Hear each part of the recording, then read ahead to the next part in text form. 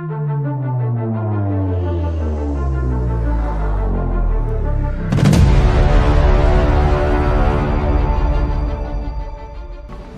אלה צה"ל משלים את ההכנות לקראת העמקת הפעולה ההתקפית ברצועה.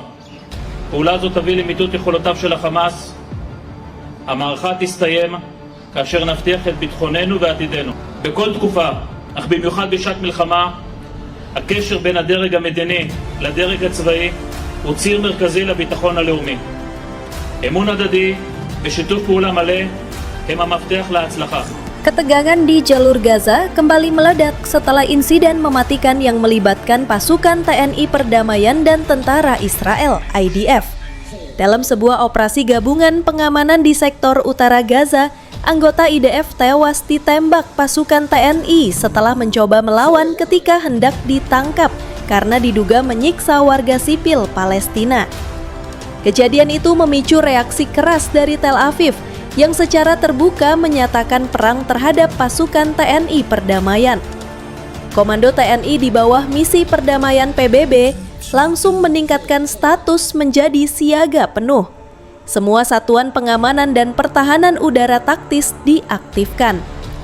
Drone tempur pengintai Indonesia mulai berpatroli di langit Gaza, sementara kendaraan lapis baja ANOA disebar di beberapa titik strategis. Mereka sekarang sudah menyerang kita, ya kita gunakan hard power, ya kan. Kemudian tentang penanganan kan saya sudah sampaikan bahwa penanganan kita harus smart power, ya, menggunakan soft power, kalau hard power itu jalan terakhir. Ya. Deklarasi itu sontak mengubah peta politik kawasan. Pasukan TNI di bawah misi perdamaian kini menjadi sasaran resmi operasi militer Israel. Namun TNI tidak bergeming. Dari kejauhan, prajurit Indonesia terlihat memegang posisi bertahan di balik barikade dan pos perbatasan. Komando Pusat memerintahkan seluruh pasukan untuk tidak menembak kecuali diserang terlebih dahulu. Pasukan TNI tetap di garis depan dengan wajah penuh tekad. Mereka tahu keputusan menembak anggota IDF yang menyiksa warga bukan tanpa risiko besar. Tapi bagi mereka, menegakkan kemanusiaan adalah garis yang tidak bisa ditawar. RI tidak pernah mundur sejengkal pun untuk menjaga kedaulatan wilayah, dan itu masih konsisten dilaksanakan secara terus-menerus, memerintahkan bantuan tempur dengan kekuatan maksimal. Panglima TNI dengan tegas menyampaikan untuk ambil tindakan, jangan ragu-ragu. Pernyataan itu segera disusul pengerahan besar-besaran tank Merkava dan artileri jarak jauh ke sekitar perbatasan Gaza Utara. Drone pengintai Israel mulai berterbangan di atas pos-pos TNI dan PBB, memantau setiap pergerakan. Bahkan pada malam harinya, jaringan komunikasi satelit TNI sempat terganggu selama hampir 30 menit. Dugaan awal menyebut adanya gangguan elektromagnetik dari sistem peperangan elektronik milik Israel.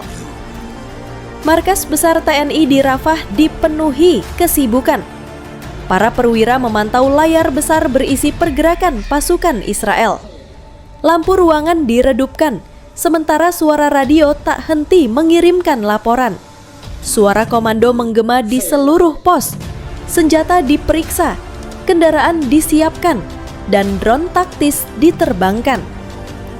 Bendera PBB dan Indonesia berkibar berdampingan di atas pos beton, menjadi simbol netralitas di tengah ancaman perang besar. Keesokan harinya, suara gemuruh terdengar dari kejauhan. Tank Merkava Israel mulai melintas di gurun pasir menuju sektor selatan. Debu tebal membumbung, menandakan pergerakan militer besar-besaran. Dari menara pengintai, Letda Raffi melaporkan ke radio. Visual kontak, 40 kendaraan lapis baja mendekati perimeter zona damai. Mereka tidak berhenti meski sudah diperingatkan. Komando Gabungan TNI Perdamaian langsung mengumumkan status siaga tempur penuh di seluruh sektor operasi. Panglima kontingen Brigjen Taufan Wiranegara menegaskan bahwa pasukannya tidak akan gentar menghadapi ancaman apapun. Pos-pos pengamanan diperkuat, senjata laras panjang disiangakan, dan jalur logistik di bawah perlindungan kendaraan lapis baja Anoa dan Panzer Komodo. Seluruh personel juga diperintahkan untuk tidak meninggalkan pos tanpa izin. Sementara itu, beberapa negara anggota PBB mulai resah. Pasalnya, jika konflik terbuka pecah antara Israel dan TNI yang merupakan bagian dari pasukan penjaga perdamaian PBB, maka situasi Gaza bisa berubah menjadi perang internasional berskala besar. Dengan pernyataan perang resmi dari Israel terhadap TNI, dunia kini berada di ambang krisis internasional yang belum pernah terjadi sejak Perang Dunia Kedua. Pasukan perdamaian yang seharusnya menjadi penjaga justru menjadi sasaran. Namun bagi para prajurit di garis depan Gaza, semua itu kini tak lagi soal politik.